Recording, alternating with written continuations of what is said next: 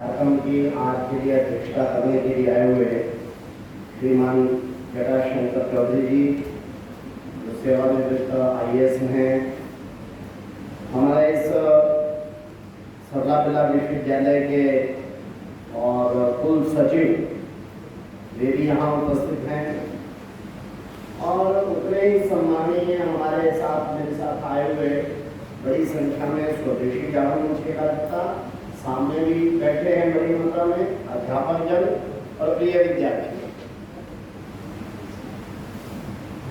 एक थोड़ा सा रोमांच ये हो रहा है कि ऐसा अच्छा बड़े स्तर का ये अपना सरला बिरला विश्वविद्यालय यहाँ पर रांची में है और आज जो मैं आप सब लोगों को देख रहा हूँ इसकी मुझे पहले कल्पना नहीं थी। हालांकि बेला जी के प्रति मेरे मन में बचपन से श्रद्धा है कि उन्होंने समाज और देश के लिए बहुत बड़ा काम किया है, बहुत बड़ा रोजगार और अर्थ का सृजन किया है। लेकिन रांची में भी आया हूं मैं, इस विश्वविद्यालय का नाम भी सुना है, लेकिन विश्वविद्यालय में आना नहीं हुआ।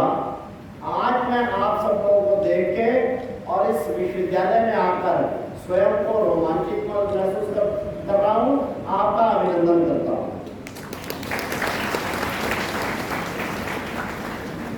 अभी यहाँ बताते हुए अभी सुनील जी ने जो हमारे नाबार्ड का यहाँ का काम देखे हैं, उन्होंने थोड़ा सा जिक्र तो किया, छोटी मोटी ताली भी बजी और पर्याप्त नहीं हुआ।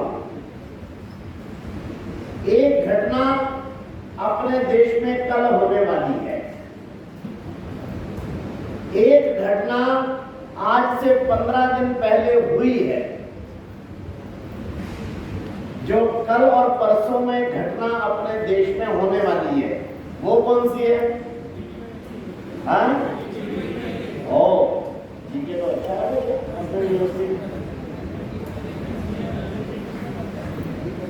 विश्व भर के लगभग 45 देशों के राष्ट्राध्यक्ष इस समय पर या तो भारत पहुंच चुके हैं या आने वाले हैं। और G20 यानी केवल 20 देश नहीं है, वो 20 देश तो ऑफिशियल है, लेकिन वो उसमें बाकी जो बुलाए हैं वो 25 और राष्ट्राध्यक्ष बुलाए हैं। अमेरिका से लेकर बांग्लादेश तक के राष्ट्राध्यक्ष इस समय पर भारत में हैं। और जैसी तैयारी हो रही है, आप लोगों को बता रहा हूं, कल और परसों का इवेंट ये भारत को जो 15 दिन पहले इवेंट हुआ वैसा ही विश्व के अंदर स्थापित करने वाला है। लेकिन 15 दिन पहले जो घटना हुई वो क्या है? चंद्रयान। सबको मालूम है? सबको मालूम है? जिनको मालूम है हाथ ना करो। चंद्रयान कहां उतरा? सरला बिरला विश्वविद्यालय में। नहीं, कहां उतरा? अरे हमारे यहीं उतर जाता है, चांद पे उतरा। उन्होंने बताया सुनील जी ने कि विश्व के 4 देश केवल ऐसे हैं जो ऐसे सफलतापूर्वक चांद पर अपना मिशन उतार पाए। चांद पर हमारा मिशन उतरा एक बात है, इसने 2 बड़े काम किए हैं। संपूर्ण देश की युवा शक्ति में या बाकी जन समाज में एक आत्मविश्वास भर दिया है कि नहीं भाई, हम आगे जा सकते हैं। और दूसरा, संपूर्ण विश्व में भारत साइंस एंड टेक्नोलॉजी में बहुत बड़ा देश है, पहले 4 देशों में से एक है। और इसके कारण से न केवल इसरो की बल्कि संपूर्ण भारत की विश्व भर में प्रतिष्ठा हुई। हमारे वैज्ञानिकों ने कराई है, इसरो के वैज्ञानिकों ने कराई है। और केवल इसरो के वैज्ञानिक नहीं है, उनके साथ काम करने वाले बाकी लोगों ने करवाई है, उसको सपोर्ट करने वाली सरकार ने करवाई है, उसको सपोर्ट करने वाले समाज ने कराई है।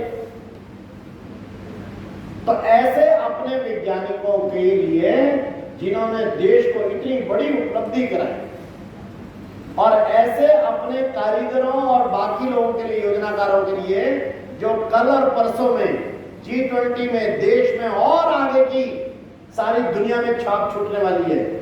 कल और परसों में जो इवेंट होगा ना, सारे विश्व में भारत एक महाशक्ति के रूप में स्थापित होने जा रहा है।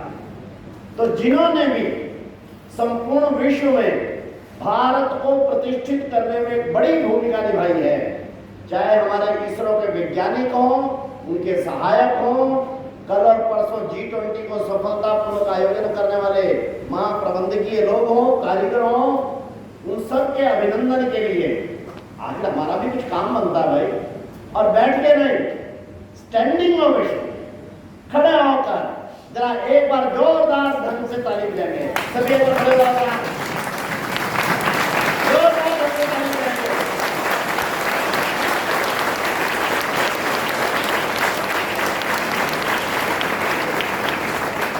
मैं बोलता हूं जय जवान जय किसान, आप लोग बोलेंगे जय विज्ञान जय विज्ञान। जय जवान जय किसान, दोनों हाथ ऊपर करा जाते ना भाई। जय जवान जय किसान, भारत माता की, भारत माता की। आवाज भी जोरदार है भाई आपकी। हाँ ठीक है, चलेगा।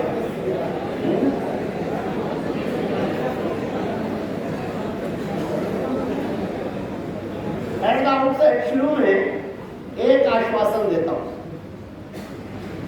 कई लड़के लड़के क्या सोच रहे होंगे, अरे भाई एक और आए, लंबा लेक्चर सुनने को मिले।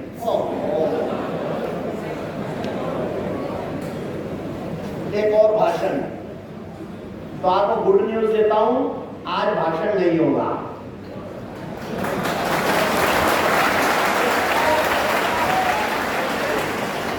टीचर्स को चिंता हो गई, अरे बाप रे, भाषण करना तो भाषण ही है, दीदी ने क्या कह दिया, उन्होंने तालियां बजा दी।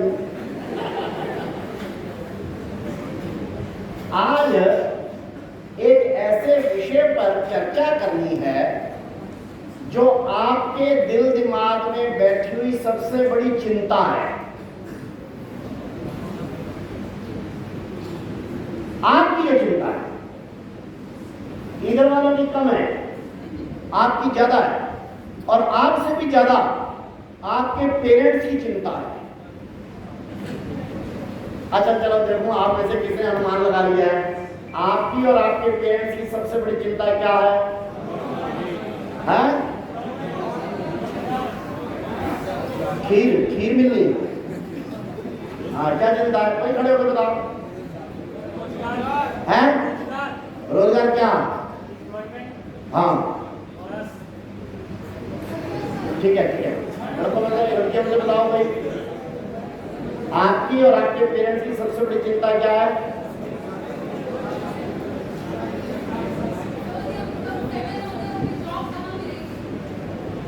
दोनों उत्तर ठीक है, इनके लिए ताली बजा दो भाई।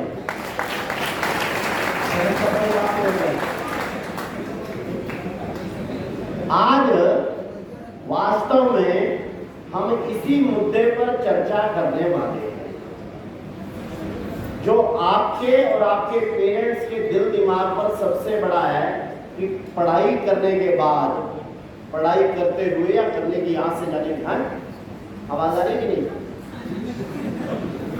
पढ़ाई करने के बाद ऐसा है, स्टूडेंट से और टीचर से थोड़ा रिक्वेस्ट है, आप चिंता मत करिए, क्योंकि आज इन्हीं का विषय है। मैंने आश्वासन दिया भाषण नहीं है, तो इसलिए आप निश्चिंत होकर बैठ जाइए, और कुछ गड़बड़ होगी तो देखी जाएगी जो होगी।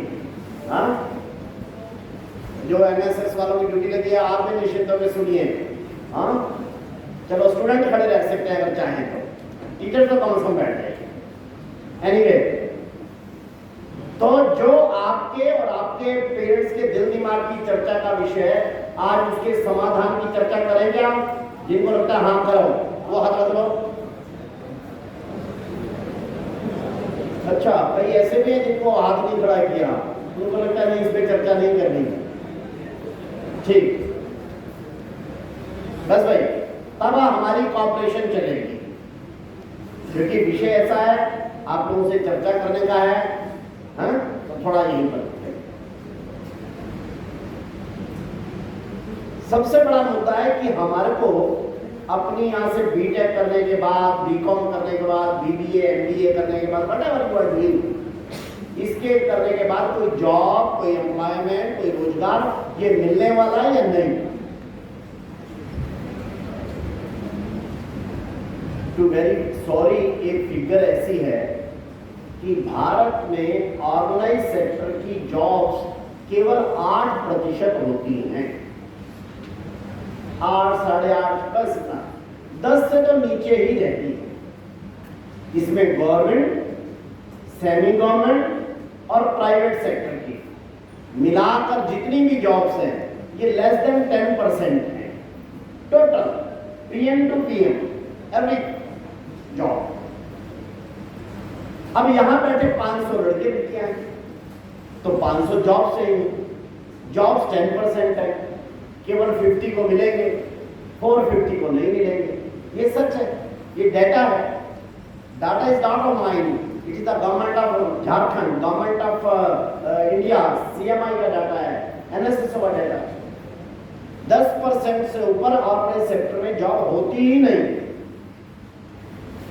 And everybody is thinking that I should get a job, मैंने पढ़ाई की है, then what is the way out? रोजगार सबको चाहिए, रोजगार जॉब्स 10% है, देन हेल्प करता है एक आइडिया जो स्वावलंबी भारत अभियान से निकला है, वो है jobs are limited but employment is unlimited. एक बार मेरे पीछे बोलो, jobs are limited but employment is unlimited. Job और एम्प्लॉयमेंट को अलग अलग करके करोगे तो आप लोगों को एम्प्लॉयमेंट की कमी नहीं रहेगी। जॉब्स 10% है, रेस्ट ऑफ द 90% के लिए है वे आउट एंटरप्रेन्योरशिप, उद्यमिता। और अगला वाक्य मैं जिम्मेवारी के साथ बोल रहा हूं, जॉब आपको 2 साल बाद, 3 साल बाद, 5 साल बाद मिलेगी, मिलेगी या नहीं मिलेगी पक्का नहीं, 10% से ऊपर तो नहीं मिलेगी, लेकिन एम्प्लॉयमेंट आपको 4 साल बाद नहीं, 1 साल बाद नहीं, 1 महीने बाद नहीं, आज मिल सकता है। आपकी कमाई आज शुरू हो सकती है। आप में कोई जादू है? हाँ है, फिर दिखा दो तो जेब से निकाल के, नहीं ऐसा वैसा जादू नहीं। आपका थॉट प्रोसेस आपको आज रोजगार बना सकता है। मैं 5 थॉट बोलता हूं, उसको जिन्होंने एक्सपीरियंस किया है वो जिंदगी में कभी भी अनएम्प्लॉयमेंट का तो वो थॉट ही नहीं आता। वो 5 थॉट में केवल बोलता हूं। पहला थॉट है start earning early, earn while you learn. एक बार मेरे पीछे बोलोगे, start earning early, earn while you learn. लेकिन मेरे को लगता है आप लोगों से कुछ लोग इसका एक्सपीरियंस पहले भी करते हैं। आप में से जो भी लड़के लड़कियां बैठे हैं, आप में से जो इस समय पर भी कोई ट्यूशन करके, कोई डिलीवरी बॉय बन के, कोई जोमेटो वगैरह में करके, कोई वेब डेवलपर बन के, कोई आजकल डीमैट अकाउंट वगैरह डेवलप करते हैं उस करके, या किसी भी से, या लड़कियां तो कोई ब्यूटी पार्लर का इसका उसका काम करके, कुछ भी ऐसा, तो 2000, 4000, 5000, 6000 रुपए कमाते रहते हैं, 10,000, 20,000 वाला भी निकल आते हैं कई बार। तो आप में से जो लड़के लड़कियां ऐसे हैं जो पढ़ाई करते हुए भी कुछ ना कुछ कमाई कर रहे हैं, उधर एक बार हाथ लगाओ, ऊंचा करो, मैं जानता हूं बहुत है, काफी ऊंचा हाथ करो, करो करो, 1 2 3 4 5 6 7 8 9 10 11 12 13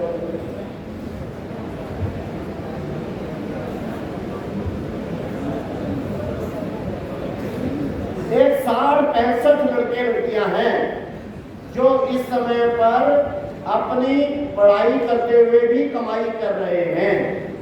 जो ये लड़के हैं जो भी 60-65 हैं, इनके लिए एक बार ताली लगा दो।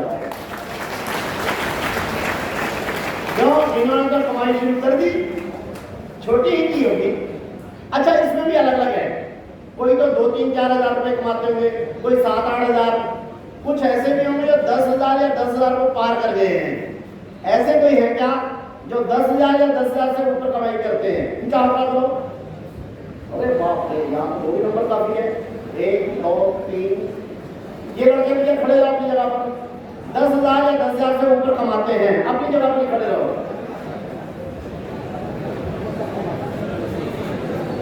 हो जाओ खड़े, हो जाओ खड़े। आजा भाई, सुनो सुनो, ये कितने हैं? 1 2 3 4 5 6 7 8, पीछे भी लड़की थी, 9 10। भाई 10 लड़के हैं, मेरे पास टाइम रहता तो इन 10 का सुनता, किंतु अब टाइम नहीं है ज्यादा। 2 लड़के और 2 लड़कियां यहाँ आकर अपने बारे में बता सकते हैं कि मैं क्या करता हूँ और उससे कितना कमाता हूँ और कौन सी क्लास का स्टूडेंट है। कोई 2 लड़के आ जाओ और 2 लड़कियां आ जाओ। आ जाओ आ जाओ आ जाओ।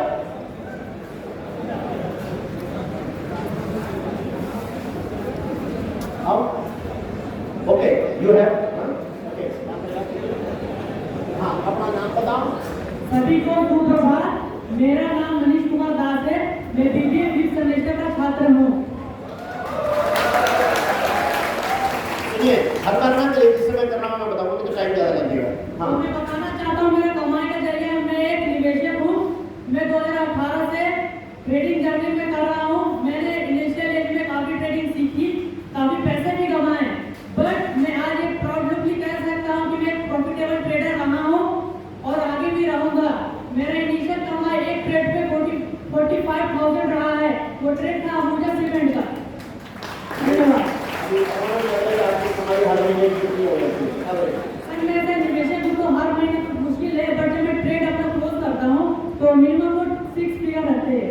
नहीं, टोटल साल भर में जितना भी कमाया उसको 12 से डिवाइड कर तो आपका एक महीने का एवरेज है मोटा मोटा 18,000 हर महीने कमाते हो।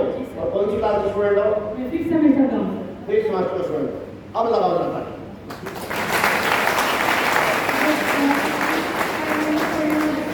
हाँ, My name is Purnima Biswas. I'm from MBA, semester 3. My earnings is from, I'm a freelancer basically. Freelancer. Yes. क्या content writer? Writer, yes. Content writer? Yes. Great. हाँ, फिर So my yearly, I won't say yearly since I'm a freelancer, but each project I do is from 20K to 30K. 20K per month? Every time I do a project. Every time? No, I'm asking, what is the average of your monthly earning now? I do not have a monthly earning. Every time I get a project, I earn around 20 to 30K per project. और एक साल में कितना budget मिल जाता होगा? Around 3 to 4. 3 to 4। तो अगर 25,000 तो 4 लगाया तो इसका मतलब 10,000 रुपये तो आपका एवरेज हर महीने तो भी आते ही आता है।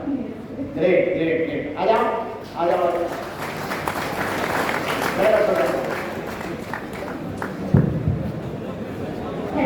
गुड़िया किधर खड़े जाओ? ओके, हाँ हाँ, आप please start. Hello everyone, my name is Rishika Kumari. I'm from BCom section B. हाँ ठीक, आप सामने रखो। I do bridal makeover and monthly I earn around 15 to 20,000 per month. अच्छा बात, चलो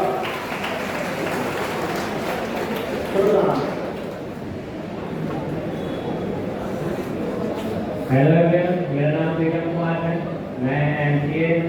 तक एक स्टूडेंट हूँ। बेसिकली मैं एक यूट्यूबर हूँ जिसका 2 चैनल है, एक प्रोग्रामिंग का और एक गैजेट रिव्यू का। उससे मेरा कितना मिलता है? मंथली तो नहीं पता, ऑन एवरेज 20 to 30 के आ जाता है। ओह 20 to 30 के, 20 से 30,000। अब एक बार खड़ जाओ भाई, बाद में ये जो 10 लड़के जो 10,000 से ऊपर वाले हैं, एक मेरे साथ फोटो खिंचवाएंगे, लेकिन एक बार चलो आप 4,000 एक बार जो मैं आपसे पूछना चाहता हूं कि ये 10 लड़के आपके स्टूडेंट हैं, मैं आपके कलीग हैं, मैं नहीं जानता था इनको, या प्रोफेसर साहब आप इनको स्पेशल टिप्स दिए थे क्या 10 बच्चों को? नहीं, इन्होंने स्पेशल टिप्स नहीं दिए, मैं तो जानता नहीं था। 60 लड़के लड़कियां यहाँ ऐसे हैं जो 4,000 5,000 6,000 कमा रहे हैं, 10 लड़के लड़कियां ऐसे हैं जो 10,000 से लेकर 20,000 रुपए कमा रहे हैं, लेकिन rest of the boys and girls नहीं कमा रहे। मेरा प्रश्न उनसे है कि आप क्यों नहीं कमा रहे? ये 10 लड़के लड़कियां कमाते हैं, 60 बाकी भी कमाते हैं, अभी आप बैठे हो 500, 60 कमाते हैं, 440 नहीं कमाते, क्यों? आम में से कोई ऐसा हो कि सर आपको पता नहीं है, मैं तो सरला बिरला जी की पोती हूं इसलिए नहीं कमाती। देखो क्या कर मेरी दादी इतना, या कोई लड़का कहे कि मैं तुमका भतीजा हूं तो मेरे को क्या जरूरत है कमाने की, ऐसा कोई है क्या? ऐसा कोई नहीं, क्यों नहीं करते?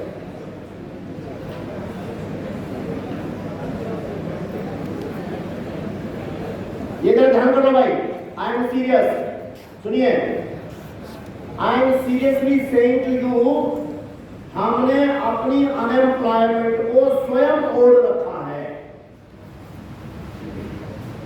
आपके इन 60 कुलीग्स ने कमाई शुरू कर दी है, 440 नहीं कर रहे, ये 440 अपने आप को बेरोजगार रखने के लिए प्रेशर लगा रहे कि मैं बेरोजगार रहूं। This is a way of life. Europe का एक सर्वे बताता हूं, आज सुनो, मैं यहाँ पर भाषण करने के लिए नहीं आया हूं, भाषण करने के लिए मेरे को बहुत यूनिवर्सिटियां बहुत बड़े वो संस्थान है, चिंता मत करिए, मैं आपके फैमिली एल्डर के नाते से आपसे बात करने के लिए आया। यूरोप का सर्वे मैंने पढ़ा, 72% boys and girls when they are studying in the UG classes, अपना BA BCom BSc whatever जो होता है, उस समय पर वो कमा रहे होते हैं। कोई पेट्रोल पंप पे काम करके, कोई वेब डिजाइनर का काम करके, कोई जोमेटो डिलीवरी का कुछ भी करके। 18 साल से ऊपर यूरोप का 72% बच्चा ये कमाई करनी शुरू कर देता है। और हमारे लड़के लड़कियां क्या सोचते रहते हैं, हम बीकॉम करेंगे, एमकॉम करेंगे, फिर बीटेक करेंगे, फिर कोई बीएड करेंगे, फिर कोई सरकार की नौकरी निकलेगी, कंपनी आएगी, वो हमारा इंटरव्यू निकलेगा, उसमें हम सेलेक्ट होंगे, 24-25 साल में जाकर हम सेलेक्ट होंगे। हम यही सोचते रहते हैं। हम अपने आप को बेरोजगार रखने के लिए नए नए वो सोचते रहते हैं, विचार सोचते हैं। This is wrong. और अगर कहीं थोड़ा सा अभी भी दिमाग में ना हो तो आपको एक उदाहरण बता दूं, विश्व का 6ठा सबसे अमीर आदमी है वॉरेन बफेट। आप लोगों ने जिन्होंने वॉरेन बफेट का नाम सुना हाथ रखा लो। अरे इतने लोग नहीं हो सकता यार, तुमने कोई और वॉरेन बफेट सुना हुआ है जिन्होंने इतना हाथ खड़े किए तो वॉरेन बफेट को फॉलो ही नहीं किया था। वॉरेन बफेट का कोट बोलता हूं, I started earning when I was at the age of 11. Warren Buffett says, I started earning when I was at the age of 11. और आगे का वाक्य वो बोलता है, but now at the age of 72, I think I started late. Had I started 6 months or 1 year earlier. विश्व का 6ठा सबसे अमीर आदमी 11 वर्ष से कमाता है। भारत की इंडस्ट्री के भीषण पितामह जमशेद टाटा ने पहली कमाई शुरू की 14 साल की उम्र में। सचिन तेंदुलकर ने अपनी कमाई शुरू की 15 साल की उम्र में। रितेश अग्रवाल ने कमाई शुरू की 18 साल की उम्र में। फेसबुक के मार्क जुकरबर्ग ने कमाई की 19 साल की उम्र में। सबने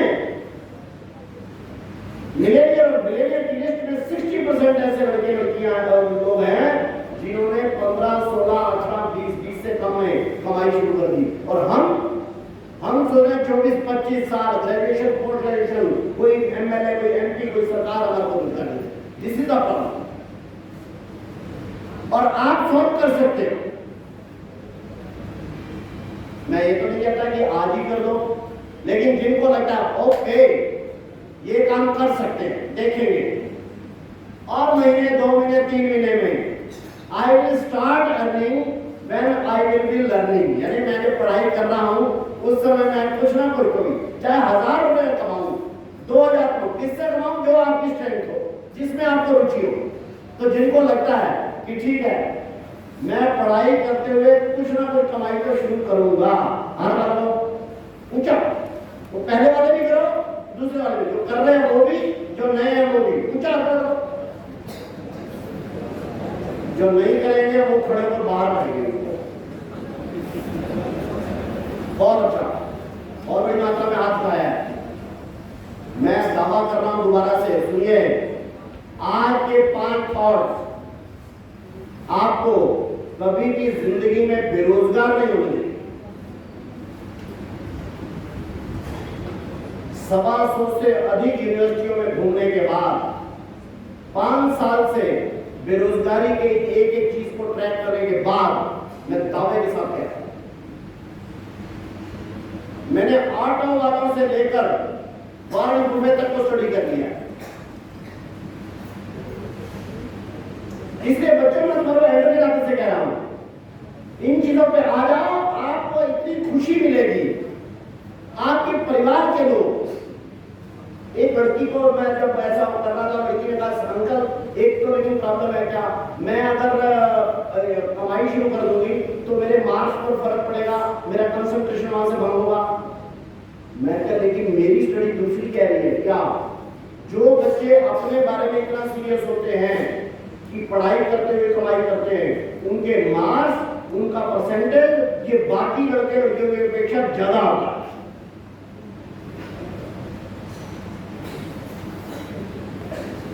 थोड़ा आगे चलें। सेकंड थॉट है, don't be job seeker, be job provider. मेरे पीछे बोलो, don't be job seeker, be job provider. अपने में से कोई डर गए, इसलिए आवाज धीमी हो गया। क्या बोलो, don't be job seeker, be job provider.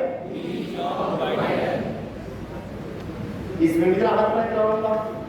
आप में से जो ऐसा सोचते हैं, ठीक है 6 महीने नौकरी करनी पड़ी, कोई प्रॉब्लम नहीं, 2 साल में करनी पड़ी, कोई मिल गई कर लेंगे, एक्सपीरियंस लेंगे। अल्टीमेटली मैं अपनी इंडस्ट्री, कोई बिजनेस, कोई अपना एंटरप्रेन्योरशिप, कोई स्टार्टअप, कोई एफपीओ, अल्टीमेटली तो यही करूंगा। शुरू में 6 महीने करने में हर्ज नहीं, 7 साल।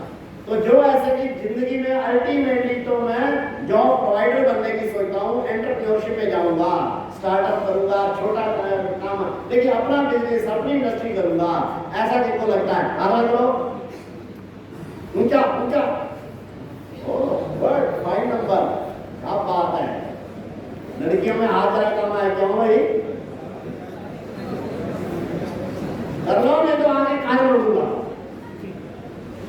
हाँ हो गया, खड़े भाई, गुड, बहुत अच्छा नंबर है भाई। फोटो खींचने में देर कर दी मनोज जी आपने। खड़े रहो मनोज जी, जरा दोबारा हाथ लगा करो, जरा तुम्हारा फोटो लेके, अच्छा बढ़िया प्रमाण लगेगा, ये यहाँ यूनिवर्सिटी लगा देना, इन्होंने पैदा किया इसकी से। ध्यान करो भाई, जिंदगी जीनी तो शान से, और शान से जिंदगी कौन सी होती है? नौकर नौकर की जिंदगी ये कोई शान की जिंदगी नहीं है। आप नौकर कंपनी के हैं कि सरकार के हैं? When you are a job seeker, नौकर बॉस को खुश करने में लगा रहता है, सरकार को खुश करने में लगा रहता है। बस नौकर की लाइफ बढ़िया होती है या मालिक की? ऊंची बोलो। बच्चों, क्वालिटी लाइफ जीना। इस ग्रेट विश्वविद्यालय में आए हो तो क्वालिटी लाइफ जो है मालिक बनना है। दो लड़के मेरे शहर के मैं पंजाब हरियाणा का रहने वाला हूँ, मेरी राजधानी चंडीगढ़। दो लड़के वहां के, एक का नाम सचिन, एक का नाम दिल्ली। ये दोनों पढ़ने के लिए दिल्ली IIT में दाखिला लिया, वहां से ग्रेजुएशन कर लिया। ग्रेजुएशन करने के बाद इन्होंने भी इंटरव्यू दिया, अमेजॉन में सिलेक्शन हो गया। दोनों बेंगलोर आ गए और बेंगलोर में आके अमेजॉन में काम करने लग गए। जिनको पता लग गया मैं किनके बारे में बता रहा हूँ, हाथ लगा लो। दो को पता लग गया, ट्रेड सीक्रेट है, जरा अंदर रखो मुझे। ये दो लोगों ने सोचा, हमने तो सोचा था we will not be job seeker, हम नौकर नहीं बनेंगे तो मालिक बनेंगे। ये हम अमेजॉन की नौकरी कर रहे हैं। इन्होंने सोचा अच्छा बदलते हैं, लेकिन इन्होंने सोचा क्या करें। उनका कोई ऐसा करते हैं, ये अमेरिकन कंपनी है। अमेजॉन ऑनलाइन सेलिंग का पहली बार मॉडल आई थी। उससे पहले भारत में ऑनलाइन सेलिंग नहीं होती थी, ऑनलाइन कॉमर्स नहीं था। इन्होंने कहा हम इसी को स्टडी करें, क्योंकि अंदर तो लग ही गए थे, IITian थे, इंटेलिजेंट थे। इन्होंने अमेजॉन का बिजनेस मॉडल स्टडी किया 1 साल तक। 1 साल स्टडी करने के बाद इन्होंने चुपके से वहां जॉब करते हुए अपनी एक कंपनी बना दी और किताबें केवल हम बेचेंगे ऑनलाइन। अपनी वेबसाइट बनाई, वो सिस्टम बना लिया, क्योंकि स्टडी कर लिया था और उनको ऑर्डर मिल गया जल्दी ही। 1 हफ्ते में ऑर्डर मिल गया 30 किताबों का। और किताबों का ऑर्डर मिल गया तो इसको दे कैसे, कोई सिस्टम तो था ही। दोनों ने अपनी मोटरसाइकिल निकाली, किताबें पीठ पे बांधी, बेल्ट लगाई और एक जगह जाके सर आपने बुक मंगाई थी? उन्होंने कहा हाँ। तो हमारे मालिक ने भेज दिए। ये मालिक थे? उन्होंने कहा हमारे मालिक ने दिया। ओके ओके, कितना पे किया है? 150 रुपये। ओके, लिया, पैसा लिया। आप ही मालिक, आप ही नौकर, आप ही डिलीवरी बॉय, और जाके दे के आए। अगले हफ्ते इनको आ गया 150 किताबों का ऑर्डर। बाप रे, देते थक गए।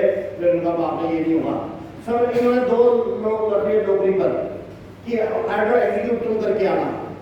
फिर 4, फिर 1, 5-6 महीने बाद इनके 20-22 लड़के हो गए। इन्होंने नौकरी छोड़ दी अमेजॉन से, अपनी कंपनी को आगे बढ़ाया और 10 साल बाद वो भारत की अमेजॉन से भी बड़ी ई-कॉमर्स कंपनी बन गई। क्या नाम है इस कंपनी का? फ्लिपकार्ट।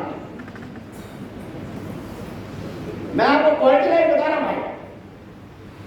आज मेरे से वादा कर रहे सरला पिंडा के बच्चों, again I am saying, I am talking as a elder of your family.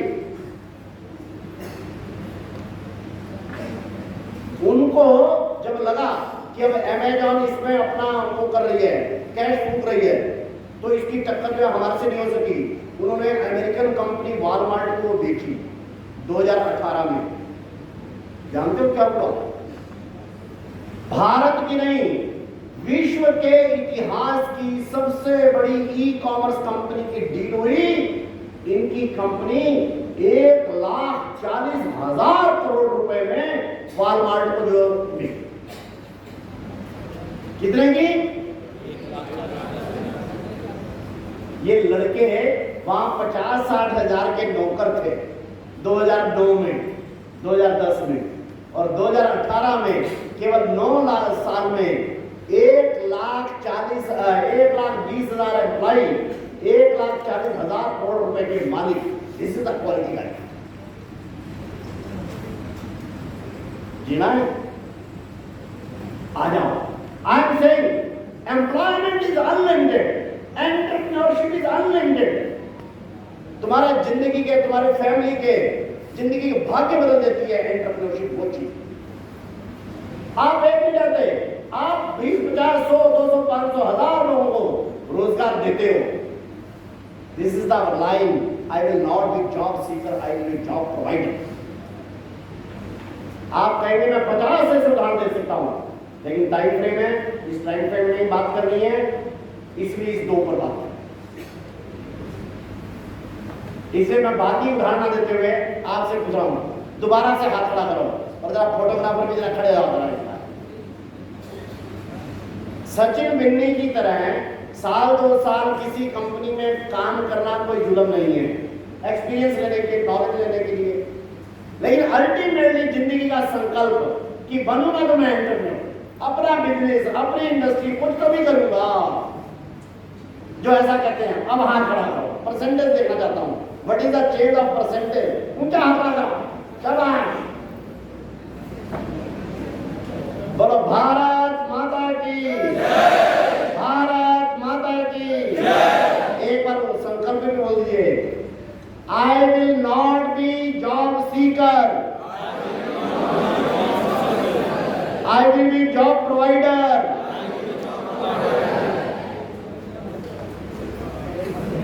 Third thought बोलूं क्या या क्लोज करूं? टाइम लगाओ होगा 10 मिनट और, ठीक। तीसरा विचार है और बड़ा है, think big, think new, think out of box.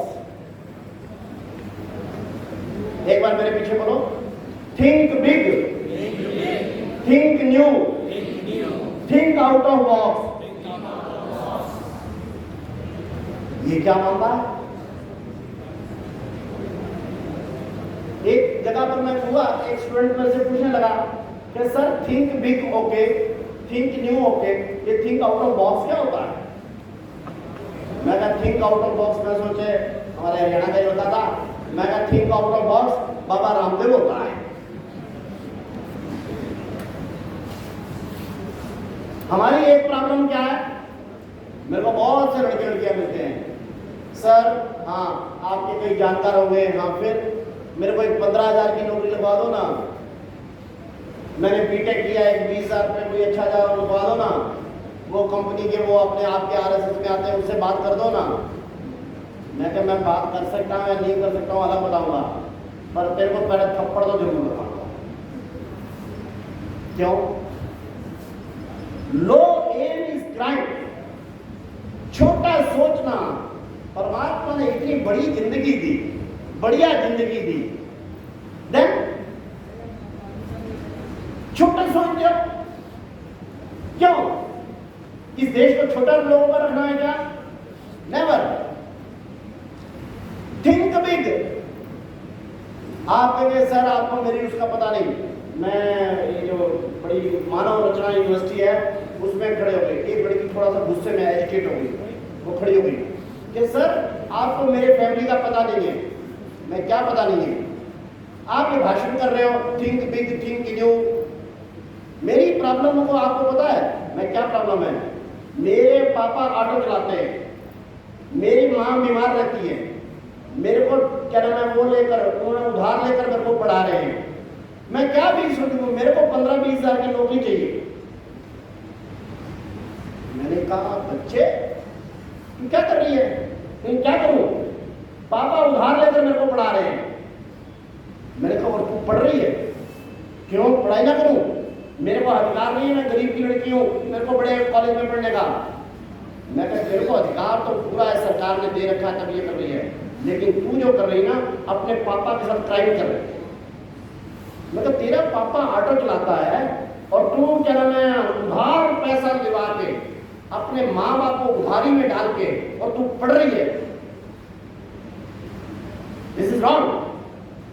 मतलब बच्चे होते हैं माँ बाप की उधारें उतारते हैं, तू अपने माँ बाप की उधार चढ़ा रही है, तो फिर उसके कौन लाभ है? अंकल मैं पढ़ाई ना करूं, that mean I should not do engineering है बाई एमसीए व्यक्ति।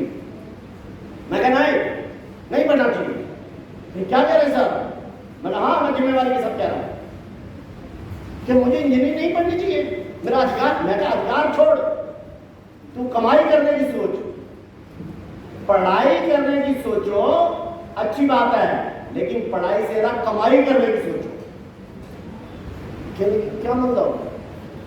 मैंने कहा जिस व्यक्ति ने, आपसे भी पूछता हूं, विश्व की सबसे पहले $1 ट्रिलियन की कंपनी कौन सी बनी? $1 ट्रिलियन की कंपनी विश्व में है? आप स्टूडेंट हो टीचर हो? हाँ ओके, तब मान लेंगे।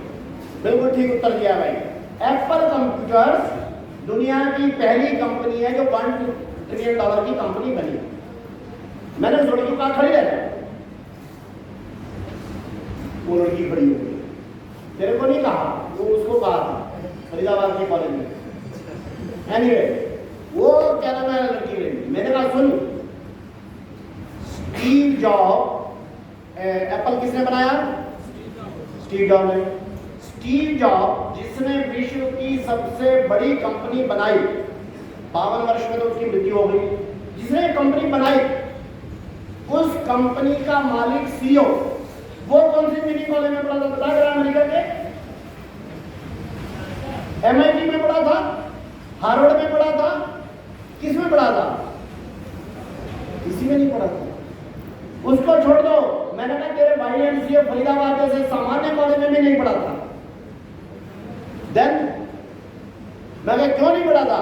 वो पढ़ना नहीं चाहता था ऐसी बात नहीं, वो इंटेलिजेंट नहीं था ऐसी बात नहीं, उसके पिताजी के पास इतने पैसे ही नहीं थे, वो 8 कॉलेजों में गए, सबसे कम की भी फीस वो भर नहीं सकते थे, गरीब किसान उसके पापा थे।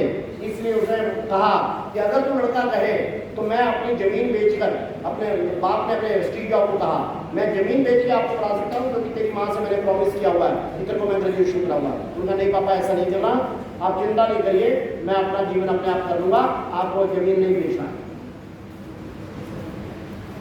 पापा के एक दोस्त यानी उसके अंकल की एक गैराज खाली पड़ी थी, उस गैराज में ट्रांसफार्मर ठीक करने से उसने अपना काम शुरू किया। जिंदगी में कभी एक कैरी CFE का कोर्स किया था उन्होंने, एक छोटा कोर्स, प्रमोशनल कोर्स था, उसमें फीस नहीं लेती थी, इसलिए वो कभी किसी कॉलेज या यूनिवर्सिटी से ग्रेजुएट नहीं हो सके। फाइनेंशियल बैकग्राउंड थी नहीं, टेक्नोलॉजिकल बैकग्राउंड नहीं थी, उनके पापा तो किसान थे, लेकिन उसने विश्व की सबसे बड़ी $1 ट्रिलियन की high technology and high and technology company बनाई, एप्पल कंप्यूटर। मैंने इस लड़की को कहा देखो, बड़ी कमाई करने के लिए I am not opposing the degree of BTech, लेकिन बड़ी कमाई करने के लिए बीटेक की डिग्री प्राप्त करना जरूरी नहीं है। अगर स्टीव जॉब अपने बाप को कह सकता है कि आपको ना मिलो, तूने अपने बाप को नहीं कहना था कि नहीं मेरे ऊपर खर्च मत करो, मैं अपने आप पढ़ूंगी, नहीं पढ़ूंगी तब भी मैं कमाई कर लूंगी। कमाई जो है ये थिंक बिग से आती है, थिंक न्यू से आती है, थिंक आउट ऑफ बॉक्स से आती है। मार्क जुकरबर्ग ने सोचा कि टेक्नोलॉजी में, उसने एक बार जब कॉन्फ्रेंसिंग कॉल पे हुआ, 3 दोस्त इकट्ठे कर सकते हैं तो मैं 50 को भी ले सकता हूँ, 50 को दे सकता हूँ तो विजुअल भी कर सकता हूँ। यहां से उसने फेसबुक और फ्रेंड बनाने का आइडिया क्रिएट किया और मार्क जुकरबर्ग विश्व का 5वां सबसे अमीर लड़का बन गया। आउट ऑफ बॉक्स सोचा आइडिया बिहार के बिंदेश्वरी दुबे ने, पाठक ने। बिंदेश्वरी पाठक जब दिल्ली गए और वहां शौच के कारण से उनको बड़ी प्रॉब्लम हुई।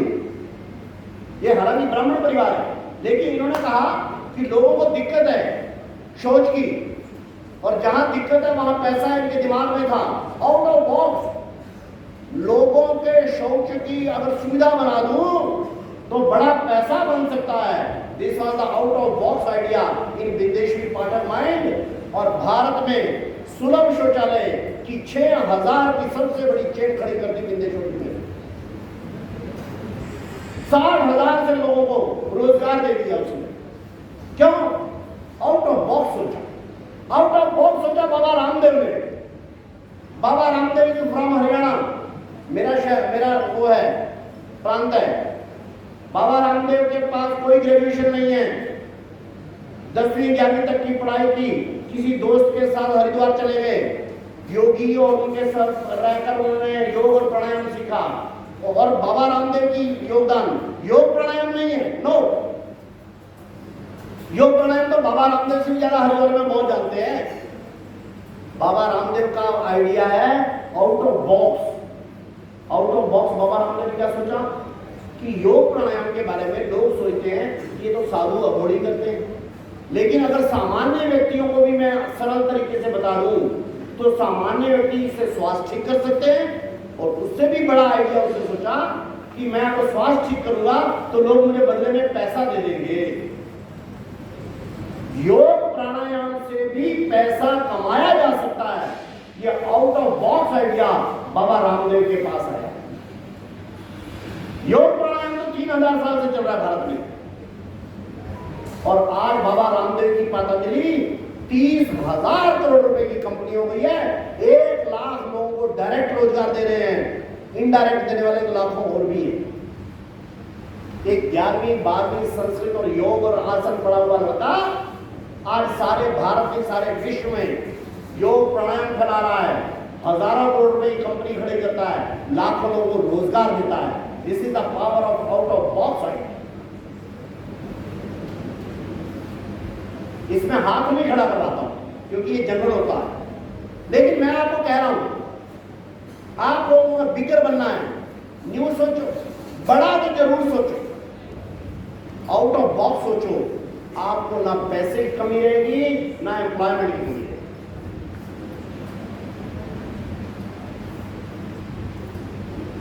तो ये 3 चीजें एक बार मेरे पीछे बोलो, think big, think new, think out of box. अच्छा, कौन करेगा ये मैं नहीं पूछता हूं, लेकिन जो इस आइडिया से सहमत है कि हाँ think big, think new, think out of box, ये कर सकता है, वर्किंग है, हाथ लगाओ ऊंचा, यानी मैं जो कह रहा हूं ठीक कह रहा हूं, जिनको लगता है ऊंचा हाथ लगाओ। बोलो भारत माता की जय। मेरे पीछे एक घोष लगाएंगे, मैं बोलूंगा स्वरोजगार अपनाएंगे, सब लोग बोलेंगे देश समृद्ध बनाएंगे। स्वरोजगार अपनाएंगे, मैं बोलता हूं गांव शहर की एक पुकार, आप लोग बोलेंगे उद्यमिता और स्वरोजगार। गांव शहर की एक पुकार, गांव शहर की एक पुकार। रेस्ट ऑफ द 2 आइडियाज के बारे में केवल मैं जिक्र करता हूं क्योंकि टाइम फ्रेम का ध्यान जरूर रखना चाहिए। 4th आइडिया है, मेरे पीछे बोलेंगे be passionate, be passionate, hard working, risk taking, reliable and techno savvy.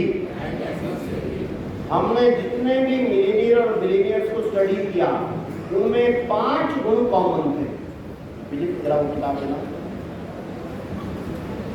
हमने जो स्वावलंबी भारत अभियान की बेसिक बुक निकाली, मेक इंडिया ग्रेट अगेन, ये हिंदी में पुनः बनाए भारत महान, इसके पीछे ये 5 आइडियाज दिए हैं।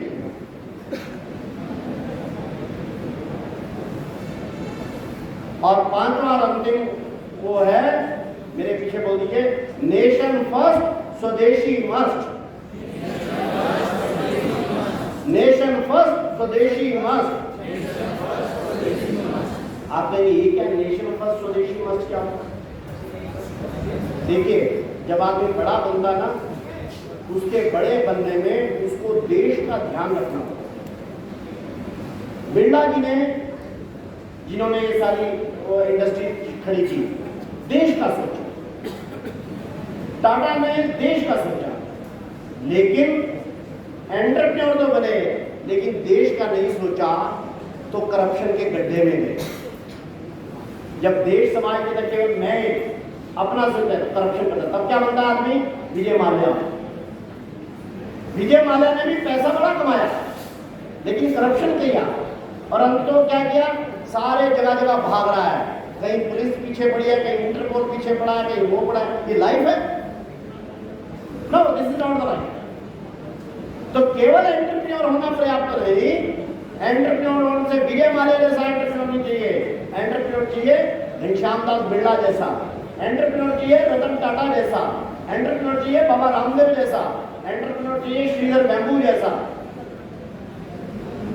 स्वदेशी दिल में चाहिए, इस देश और समाज को हम खड़ा करेंगे।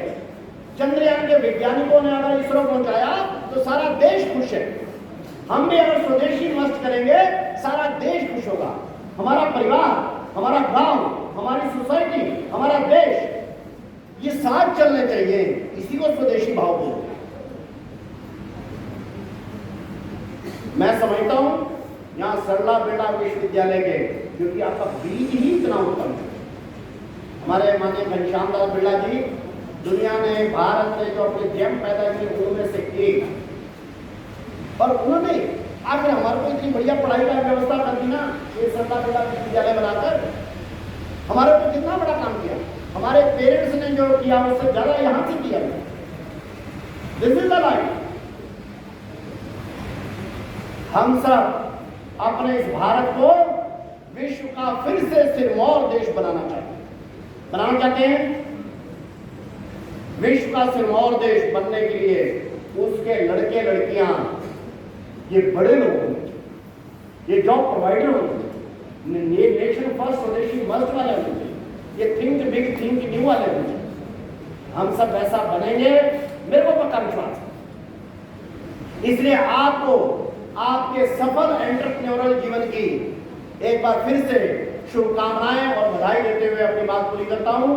आपने ध्यान से सुना, आप लोगों का बहुत बहुत धन्यवाद। जय स्वदेशी, जय भारत।